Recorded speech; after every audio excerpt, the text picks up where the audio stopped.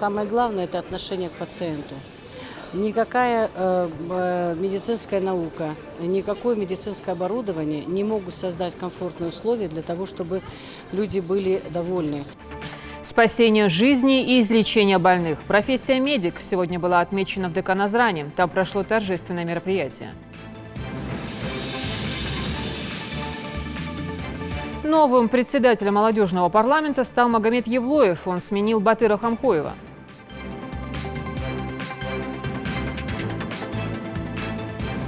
Для того, чтобы продать им товар, не обязательно их обслуживать. Здесь есть вот такой ящик доверия с надписью «Аллах видит». Ящик доверия в предпринимательских целях. Расскажем о плюсах бесконтактного обслуживания. 250 участников, 22 весовые категории, и только один победитель в каждой из них. Лучшие борцы вольного стиля со всей республики собрались сегодня в Назрани. В Центре олимпийской подготовки сегодня завершился республиканский турнир по вольной борьбе среди юниоров в 4 возрастных категориях.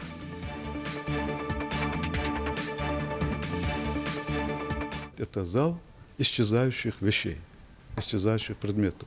Почему? Потому что вряд ли вы встретите сегодня на дорогах, даже в горных дорогах, да, повозку лошадиную на колесах деревянных.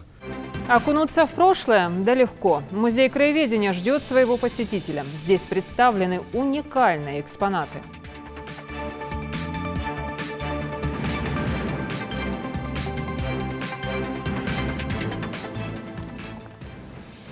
Добрый вечер. Это новости 24. Всем действующим и ушедшим на заслуженный отдых сотрудникам медицинских учреждений разного ранга посвящается. Сегодня во Дворце культуры Назрани прошел праздничный концерт ко Дню медицинского работника. Праздник не отметили, как положено, в июне, перенесли на 3 недели, но это нисколько не отразилось на настроении виновников торжества. Врачи и их помощники, медсестры, медбратья, фельдшеры, санитары – все, от кого зависит наша жизнь, с вами в репортаже Светланы Томовой.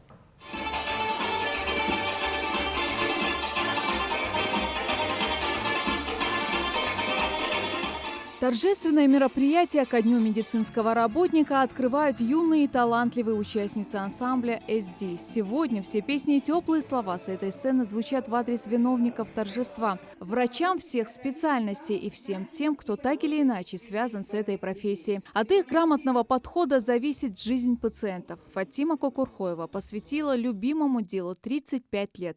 Все эти годы она верой и правдой служила своей работе, а выбранной профессии никогда не жалела.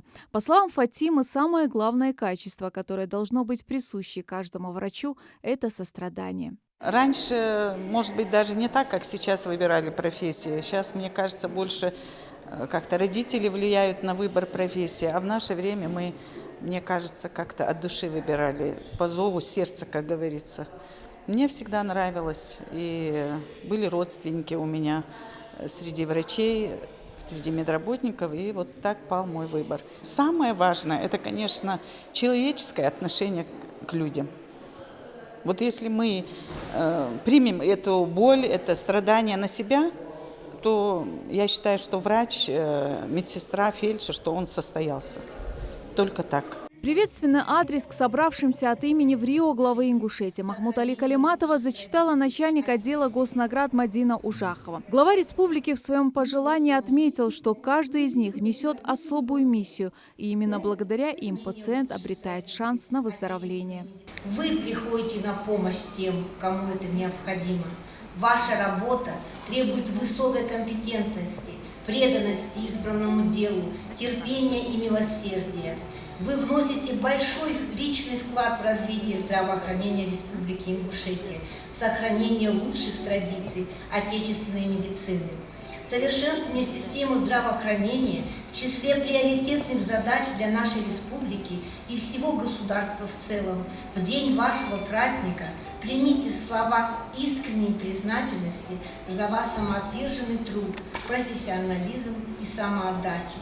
Магомед Мартазанов учится на 5-м курсе в Ингушском госуниверситете на медицинском факультете. Молодому человеку определиться с будущей профессией помогли родственники. Сейчас он работает в детской республиканской клинической больнице медбратом. В целом не так-то сложно, как кажется.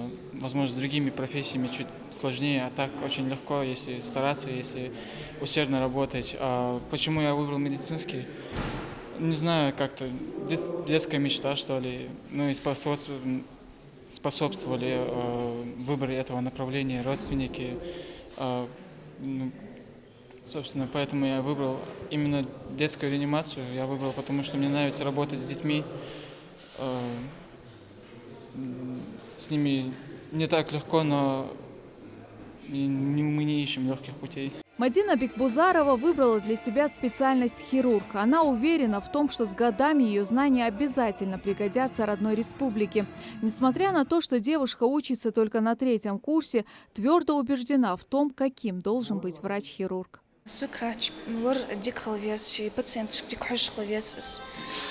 Бог выбрать были ответственно пройти дидес. Это Бог ер бигжбишаш, Бог батер. Почетными грамотами сегодня награждают отличившихся врачей. Среди них и Умар Газгиреев, гордость нейрохирургии республики. Умар Газгиреев проводит в год сотни сложнейших операций. О нем знают не только в республике, но и далеко за ее пределами. Отделение нейрохирургии при РКБ радует своими успехами. О том, чтобы удалить объемную опухоль, не выезжая за пределы региона, пару лет назад ингушские пациенты могли только мечтать. Но уже сейчас подобные операции проводят в республиканской клинической больнице. Высокотехнологичную медицинскую помощь больным оказывает Умар Газгиреев и его команда опытных врачей.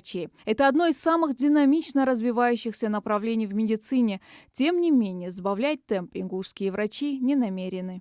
У нас выполняется очень сложный спектр нейрохирургических вмешательств. Это как на голове, так и на спинном мозге, на периферической нервной системе. В этом году, то есть с начала года, нами прооперировано по высоким технологиям 275 операций.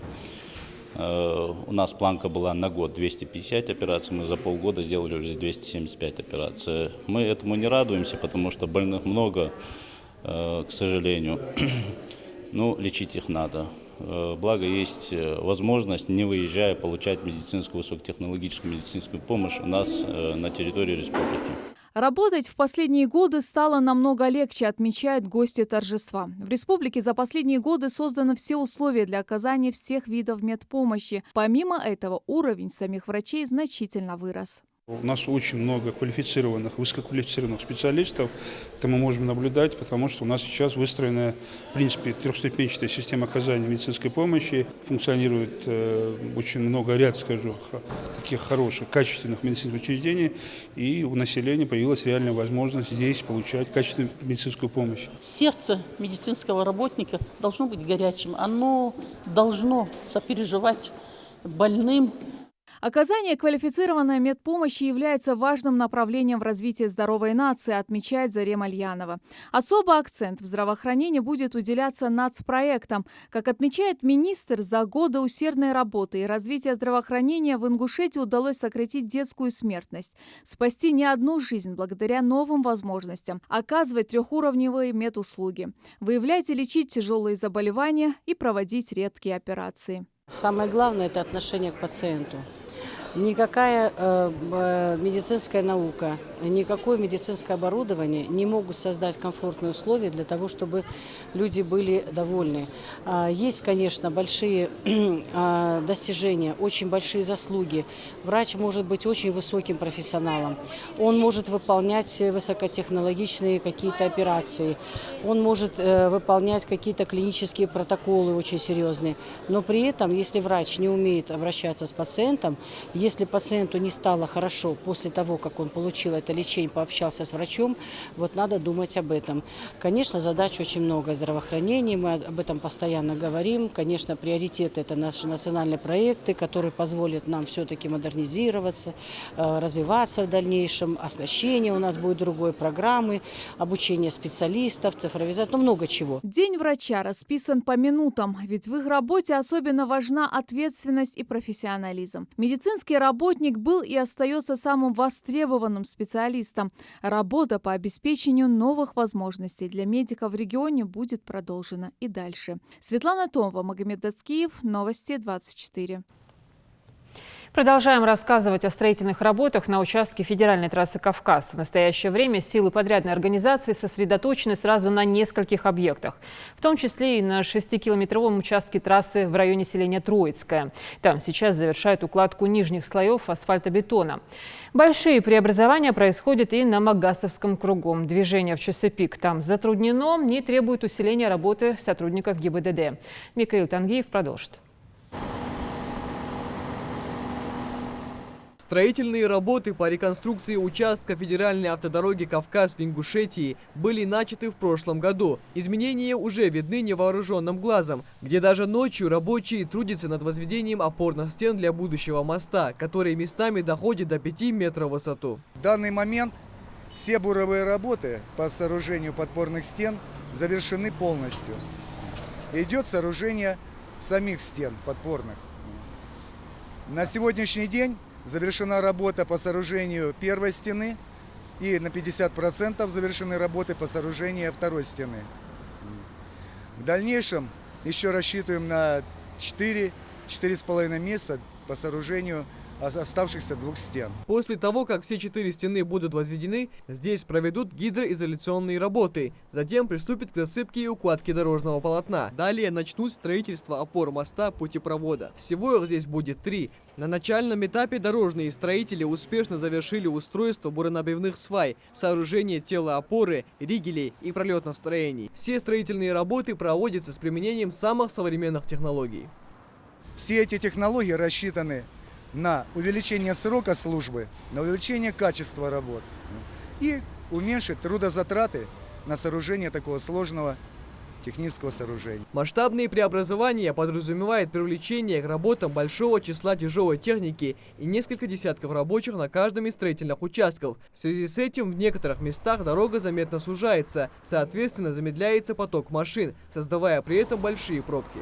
С тех пор, как в прошлом году была начата реконструкция федеральной трассы «Кавказ» в районе Магасовского круга, проблема загруженности автодороги на этом участке образовалась сама собой. Ежедневно, особенно в утренний час пик, сотни автомобилистов вынуждены по 10-15 минут стоять в километровой очереди, рискуя опоздать на работу или же на важную встречу. Это, пожалуй, главная проблема при строительстве федеральной автодороги. На участках, где проводятся самые масштабные работы, перегруженность транспортного потока растет с каждым годом, а частые заторы и аварии уже стали обыденностью, с которой многие автолюбители мириться не желают и предлагают пути решения этого вопроса.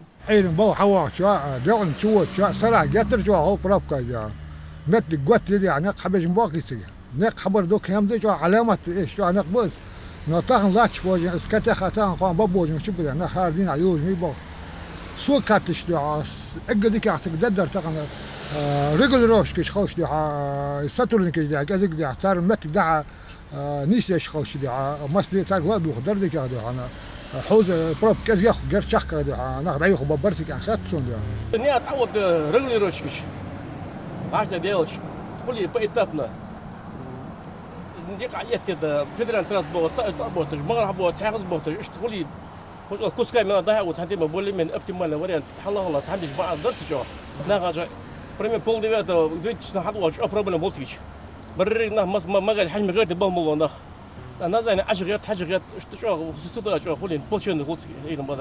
Представители Федерального управления дорог просят водителей с пониманием отнестись к таким временным неудобствам, ведь по завершении всех этапов реконструкции их путь станет куда более безопасным и удобным. По окончанию этих работ и завершению устройства этого путепровода, который рассчитан на строительство на 2 года, здесь будет двухуровневая развязка. Если мы на сегодняшний день видим, что пропускная способность минимальная, особенно в час пик, то эта пропускная способность будет увеличена практически в 2-3 раза. И движение непосредственно по федеральной трассе, транспорт будет двигаться без заторов. Нужно напомнить, что строительные работы на участке федеральной автотрассы «Кавказ» в границах республики начались в сентябре прошлого года. Проектом предусмотрено расширение проезжей части до 4 полос, а для распределения потоков автомобилей будут построены 3 транспортные развязки разных уровней. До 2020 года дорожникам предстоит построить 8 разворотных петель, возвести новый мост через Сунжу и 4 надземных пешеходных перехода, а также установить 5 автобусных остановок. Также рядом с жилыми домами установят 8 километров шумозащитных экранов. В населенных пунктах и на транспортных развязках проложат линии электропередач общей протяженностью свыше 25 километров, а для обеспечения безопасности дорожного движения установят барьерные ограждения. Особое внимание дорожники уделят и экологичности. К примеру, в полосах отвода расширенного участка трассы высадят более 13 тысяч деревьев. Михаил Тангиев, Майрбек Миржиев, Новости 24. Сегодня члены регионального отделения партии «Единая Россия» совместно с главой Назрановской администрации Алиханом Тумгоевым проверили ход работ по реализации нацпроектов на территории Назрани. Так, по улице Асканова, благодаря программе «Безопасные и качественные автомобильные дороги» до ноября полностью обновят асфальт. Нанесут разметки, проведут освещение. А вот после завершения работ по нацпроекту «Экология», под который попал городской пруд, можно будет посмотреть на местную достопримечательность совсем под другим углом. Репортаж Даны Плиевой. Аномальная жара и частые дожди. Особенности этого лета не помеха для Магомеда Албагачиева. Уже 2 недели мужчина вместе с другими рабочими ремонтирует улицу Асканова в Назрани. Приложить свою руку к благоустройству родного города – дело хорошее, говорит рабочий.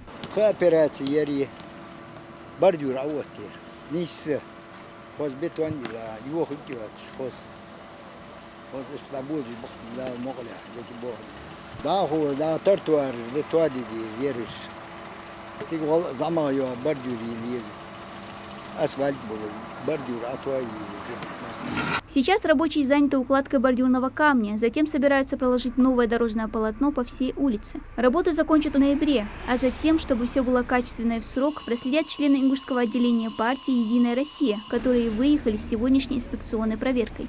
Ремонт улицы проводится в рамках нацпроекта «Безопасные и качественные автомобильные дороги». Напомним, что до 2024 года наш регион участвует в 12 национальных проектах, реализация которых началась уже в этом году. Контроль за их осуществлением и курирует Ингушское отделение партии. Партийный проект «Единая Россия. Безопасные дороги». Улицы Асканян, Сумбик, улиц, Эгерди, Кертерьер в городе. Дикбеж Болхабы, качественно было. Общественные проекты безопасной дороги, трог замечаний, пока яц. Тяна хаяка слой асфальта е, аюлыжлатыж новый диван, бордюрный камень бы, дальше андали диван, качественно, еще хваштала, и бол, чак вах бацар, вах партийный проект, олдани диван, он контроль лилиги. Проверить дорогу вместе с членами партии выехал и глава города Алихан Тумгоев, который с радостью отмечает, что совсем скоро от старой улицы останутся лишь воспоминания. Проведут освещение, проложат асфальт, нанесут разметки, появятся тротуары. Но кроме этой городской улицы новый вид приобретут и другие, также попавшие под нацпроект. Сейчас прокладывается асфальтированная улица Аздоева, улица Берда Юлоева, улица Богатырева, улица Пионерская, в Альтинском округе, очень много улиц. В связи с этим у нас будет умещаться аварийные ситуации, и нашим водителям будет комфортно ездить по нашим дорогам. Огромное спасибо тем людям, которые стояли в истоках создания этой программы. Это действительно народная программа, нужная программа. Я думаю, что мы с задачей президента Российской Федерации справимся на отлично. Ремонту улицы рады и водители. Больше никаких ухабов, ям и впадин, из-за которых так часто приходилось чинить транспортное средство, делится Ивах Акалоев. Старые барьеры выкидывают, новые ставят, асфальт старый снимает, ложит новый. Это вообще замечательное дело, алхамдулилlah. Дал хвастка бы, и это болит, и арса биана. Наше мнение, это раз роль играет, алхамдулилlah, порядок. Еще одной точкой проверки стал Назрановский пруд. Его благоустройство ведется в рамках уже другого нацпроекта «Экология». Работа по реконструкции одного из крупнейших водоемов региона начаты совсем недавно и планируется завершить до конца 2020 года. Пока перед рабочими стоят несколько задач. В данный момент илысы отложений у пруда на утилизации твердых бытовых отходов и чернозем хапас деждет холозер. Берега укрепления следом. поэтапно работать, вот хобол. Берега укреплений, биотекстил должен, биорешетка жёгкость. Нижний часть щебнем заполнять, верхний часть растительным слоем заполнять. А потом поэтапно следующий этап уже растения многолетние. Вот. Здесь нами проводится работа по выявлению каких-либо замечаний, либо если отставание от сроков, и в плотном взаимодействии с правительством Республики Ингушетия эти замечания доносятся уже как бы в оперативной работе, в оперативные сроки. И, конечно же, это все делается для того, чтобы наше население, это, конечно, благополучатель, наши граждане, жители Республики Ингушетия, граждане России, они должны на себе ощутить вот этот позитивный эффект в реализации национальных проектов. Следующим пунктом для проверки станет Малгобек и другие города и территории региона, где реализуются нацпроекты. По словам членов партии, контроль за ходом этих проектов поможет своевременно выявить нарушения и исправить их, чтобы все было сделано на высшем уровне. Дана Плиева, Магомед Белакиев, Новости 24. Сейчас о несчастном случае, который произошел накануне ночью в селении Альтиево. Там загорелся один из жилых домов. К счастью, никто не пострадал, но жилище не уцелело. По предварительным данным, возгорание произошло в ванной, не выдержал титан. Тамара Хашгульгова с подробностями. Обугленные дощечки, сгоревшая мебель, все вокруг в черной копоти. Это все, что осталось от пятикомнатного дома Оздоевых с 2 спальнями, гостиной, ванной и кухней, о которой теперь напоминает только вот этот холодильник. Произошел несчастный случай в час ночи, когда все домочадцы, кроме Юсупа Оздоева, крепко спали. Он в это время был у себя в комнате, мучился бессонницей. На момент возгорания в доме находились сам Юсуп, его жена, дочь и родственница, которая приехала погостить. По счастливой случайности никто из них не пострадал. Я думал, кошки там, может, на крыше. Я в баню зашел, там уже тёк где. Вот сразу мряхря, говорит, арбах бидишь, что он даёл гетсрицы. А я ждал, хаш бедер боргиш. В семье Оздоевых 4 человека. Отец, мать, дочка и младший сын Ислам, который в момент возгорания находился у родственников и даже не подозревал, что творится у него дома.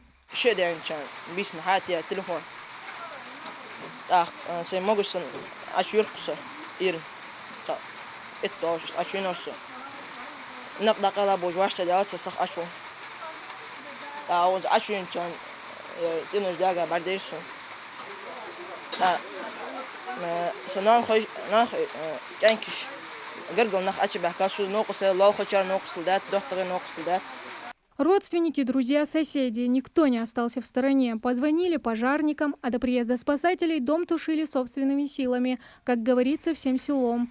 Сначала начали заливать полыхающую крышу, когда на нее перекинулся огонь. А приехавшие спасатели оказали уже профессиональную помощь. Расчеты МЧС боролись со стихией несколько часов.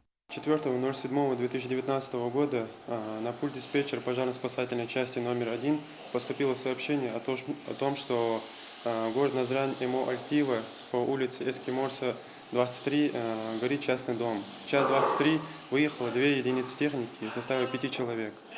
Час 33 минуты прибыло первое спасательное подразделение. По прибытию было обнаружено, что горит крыша дома 20 квадратных метров. Было принято решение руководителям РТП проложить 2 ствола АБ, 1 ствол Б на тушение пожара и 1 на защиту. 2:40 пожар полностью был ликвидирован. Причины, предварительные обстоятельства – это короткое замыкание. Пожар уже давно потушен. Сейчас Оздоевы вместе с соседями и родственниками устраняют последствия несчастного случая. Выгребают обугленную мебель, пепел и золу. Кроме посуды, ковров и небольшой части обстановки ничего не уцелело. Все, что успели вынести, теперь хранится под навесом.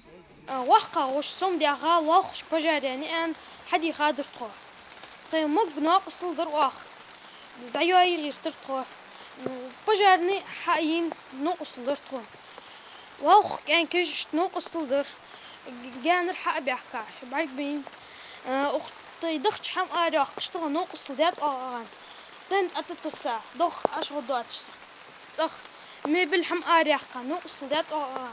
Оставлять погорельцев одних со своей бедой никто не собирается. Помочь пострадавшим обещает глава администрации Назрани. Он тоже пришел сюда, как только узнал, какое несчастье постигло семью.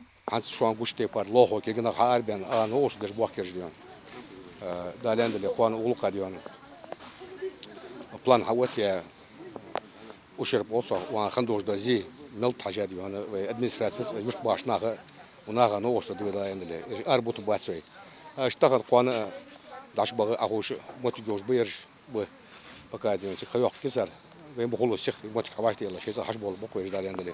Пока Аздоевы ютятся у своих родственников, которые живут по соседству и не теряют надежду. Сгоревший дом удастся восстановить. Тамара Хашагульгова, Магомед Белакиев, Новости 24. В законодательном органе республики прошло заседание молодежного парламента при Народном собрании региона под председательством спикера парламента Магомеда Индиева.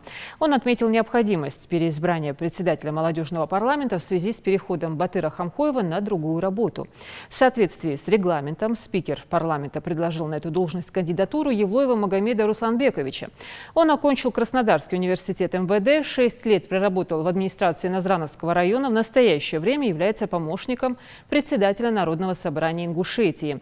Кандидатуру поддержали в ходе голосования. Далее молодые парламентарии обсудили организационные вопросы, связанные с деятельностью молодежной парламентской структуры на текущий год. Основы доверия на практике. Вместо магазина ящик, железный или деревянный. Вместо продавца надпись, наводящая на размышления. Увидел на дороге продукты или дрова в боксах, остановился, взял, что тебе необходимо, оставил деньги. И все. Покупка совершена. Такой способ торговых отношений уже используют в предгорных районах. Сжульничать пока никто не решался. Ирина Цучеева подробно.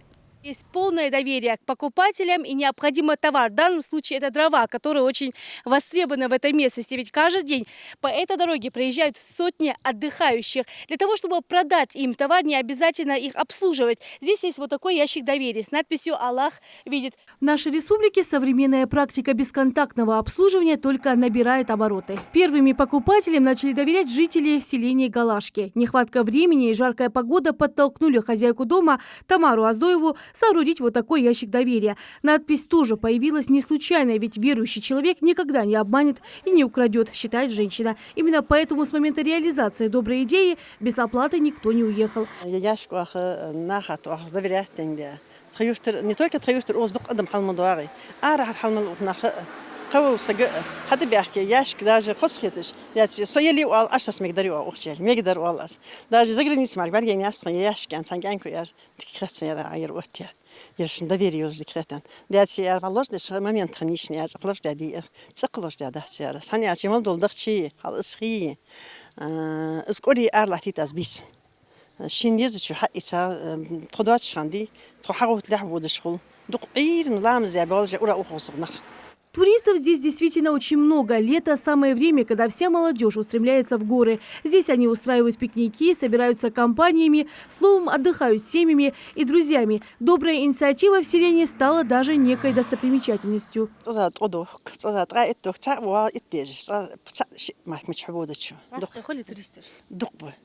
إسرائيل بيحكي برتص، أبي ستودنت سنة بيحكي بر، تأخذ كبيرش حد يحكي أول ستودنت شبه، قم يعدج نا إنجليز كم خاص خيتر سن بيرين أحكي إنجليز، نا إنجليز كم نزكي، شيء عمسك شيء ستودنت سنة قم يعدج بر، دع حقش بيمتك دع حقش، دع خل غاسك دق بتشوار، تشوار دق بجزيل مي ويجادش، شيء تورستيش كأوتوبوس إسرائيل وقت يا بيحكي إسرائيل بيحكي بر، شيء جدولش، تشوار خزيو، أنا نلبى بس دي بالله ما قلت، تشوار خزيو، تشوار هذا بتصدق.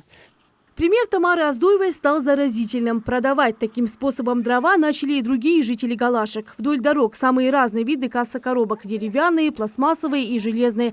Вот такое доверие. Рина Цучеева, Адам Далаков, Новости 24. В Центре олимпийской подготовки сегодня прошел второй, заключительный день соревнований республиканского турнира по вольной борьбе среди юниоров в 4 возрастных категориях. Накануне наши ребята разыграли 55 комплектов наград, а также получили подарки в виде борцовских экипировок. Ну а всего в соревнованиях принимают участие свыше 400 спортсменов со всех районов Ингушетии. В качестве одного из призов шанс попасть в сборную команду спортклуба «Чингис». Микаил Тангиев расскажет. 250 участников, 22 весовые категории и только один победитель в каждой из них. Лучшие борцы вольного стиля со всей республики собрались сегодня в Назране, чтобы во второй соревновательный день регионального турнира наконец-то выяснить, кто из них достоин права называться сильнейшим спортсменом среди юниоров. В спаррингах побеждает не только сильный, но и умный. Здесь важно просчитывать каждый свой шаг наперед. Поэтому спортсмены основательно готовились к этим состязаниям. Одними из первых на ковер выходят участники в весе 57 килограммов. Спортсмены активно работают в борьбе, не желая уступать пальму первенства друг другу. Но спустя какое-то время борцу в синем Исламу Газикову двумя зрелищными бросками удается завершить схватку уже в первом периоде. Парень с 5 лет занимается борьбой и считает, что победить в этом поединке ему помогли ежедневные многочасовые тренировки в родном зале. Мне нравится этот вид спорта, и я каждый день тренируюсь. Мне отец каждый день говорит, что надо тренироваться. Если захочешь, можно многого добиться. Я хочу добиться олимпийских чемпионов, стать чемпионом мира. Учитывая масштаб проводимых соревнований, организаторы позаботились о том, чтобы поединки проходили одновременно на 3 татами. Каждому участнику дается по 4 схватки, по сумме которых и определяется победитель. Каждый период длится по 2 минуты, ну а в случае возникновения спорных моментов судьи назначают дополнительный раунд. Но в целом, как отмечают рефери турнира, все проходит на должном уровне. Судейский состав у нас главный судья Баркихович Рапил, судьями 3-й международной категории. Есть судьи всероссийской категории, национальной, республиканской категории. Судейский корпус представлен в полном объеме. Как себя проявляют ребята, насколько они дисциплинированы? Ну, ребята борются, показывают зрелищную борьбу, красивую борьбу. На очереди следующая пара участников, только возрастная категория уже поменьше. Учитывая возраст ребят, не стоит ждать от них чего-то захватывающего. Но все же для первых серьезных соревнований оба показывают неплохие результаты. По итогам 2 периодов победу присуждают борцу в синем трико. Соперник для тебя легкий был, сложный был. Как тебе удалось победить? Был он сложный, да. Ох, я его перехватил, я его победил. Какие у тебя вообще дальнейшие планы, чего ты хочешь добиться? Я хочу стать чемпионом. Чемпионом чего? Мира. А у тебя есть какие-либо кумиры, на кого ты равняешься? Я равняюсь на своего тренера. Десятки болельщиков, а также просто фанатов этого вида спорта собрались в зале спорткомплекса, чтобы поддержать своих участников. К примеру, Магомед Челиев пришел поболеть за своих сыновей. Он ни разу не пожалел, что отдал их на вольную борьбу, так как считает, что это занятие спортом развивает в человеке не только физические, но и умственные способности.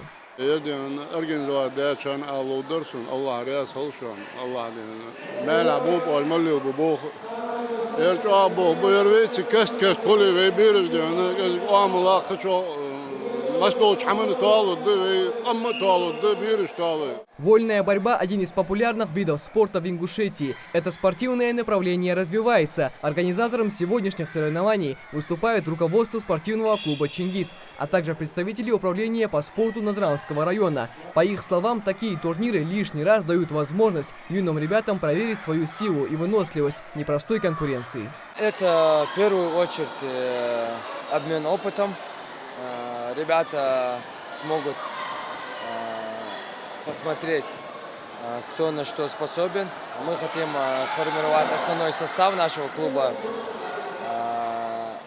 с разных фоков республики у нас, скажем, района. Помогаем и какие-то средства выделяем для участия в соревнованиях, для поддержания конкуренции наших детей на различных турнирах. Также привлекаем каких-то спонсоров для развития этого спорта. Так, в принципе, мы проводим большую комплексную работу. Сегодня это заметно. И Минспорт, и все учреждения, касающиеся спорта, сегодня нацелены на результат. И я думаю, мы хорошими большими шагами идем к заветной цели. По итогам всего турнира более 150 участников были удостоены заслуженных наград. Но это только начало пути, и подрастающему поколению есть на кого равняться и у кого учиться. Вполне возможно, что в будущем мы услышим имена наших спортсменов, вольников среди олимпийских чемпионов, чего еще ни разу не было за всю историю проведения игр. Быстрее, выше, сильнее. Девиз современного олимпийского движения является своего рода наставлением для молодых ребят, которые только начинают свой путь в мир большого спорта. Награды в виде кубков, медалей и грамот, несомненно, станут большим стимулом, чтобы двигаться дальше. Но все же главный приз – это возможность показать себя за пределами республики. Ближайшие тренировочные сборы спортсменов стартуют уже 20 июля на базе детского оздоровительного лагеря РЗ. Микаил Тангиев, Адам Далаков, Новости 24.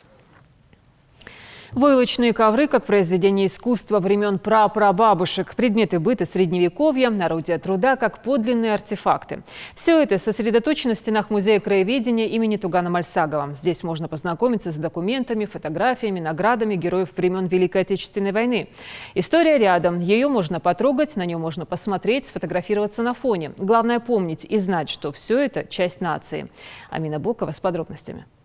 Только подлинные экспонаты, никаких копий. Зал археологии Назрановского краеведческого музея. Можно смело назвать настоящей сокровищницей ингушской культуры. Национальная одежда, предметы быта ингушей от самой древности до середины 20 века. Кувшины, ковры, музыкальные инструменты, которые уже давно стали раритетом, нашли здесь свой новый дом. Это зал исчезающих вещей, исчезающих предметов. Почему? Потому что вряд ли вы встретите сегодня на дорогах, даже в горных дорогах, да, повозку лошадиную на колесах деревянных, и даже молодые подрастающие поколения сегодня вряд ли сможете его назвать. Или плуг, который на буйволе или на лошадях спахивали землю. У нас есть древний плуг. Здесь представлены и археологические экспонаты. Около сотни различных наконечников, топоров, кувшинов периода до нашей эры и средневековья, а также камни, которые когда-то украшали самый древний христианский храм на Северном Кавказе – Тхаба-Ирды в Джиракском районе. 8 лет назад в храме проводилась реконструкция. 6 архитектурных деталей храма, 4 из которых – это часть арки, были сняты и переданы в дар музею. Здесь же и украшения женского национального костюма. Это наши костюмы, в которых уходят наши девушки замуж. Им уже более 50 лет. Вот их уже можно отнести и к антиквариату. Примерить такой наряд вам, конечно, не разрешат, но сфотографироваться запросто. Соответствующий фон уже есть. Стены музея украшают настоящие произведения искусства, войлочные ковры ручной работы. Все экспонаты переданы в дар музею жителями республики. Каждый из них внес огромный вклад в сохранение нашей культуры. Мы хотели бы видеть в нашей экспозиции древние музыкальные инструменты ингушей. То есть гармошка, барабан, скрипка. А также мы хотели бы видеть экспонаты ингушского подворья. То есть мы хотим воссоздать полностью в этом зале, что было в быту во дворе у наших предков. Уже в основном зале музея проходит выставка «Подвиги героев бессмертные». Здесь представлены документы и фотографии, и награды участников Великой Отечественной войны, а также современных героев России. В общей сложности выставка содержит материалы о более чем 2000 ингушах. О героях, чьи фотографии не удалось найти, тоже не забывают. В течение марта и апреля текущего года у нас выявлено более 20 новых имен участников Великой Отечественной войны. Также отличился на фронте Сулумбек Далгиев, 1906 года рождения, уроженец селения Сурхахи. До войны в течение 10 лет он проработал учителем начальных классов селения Алиюрт. В 1941 году добровольцем ушел на фронт. Сулумбек Далгиев воевал в составе украинского флота и получил множество наград за боевые услуги.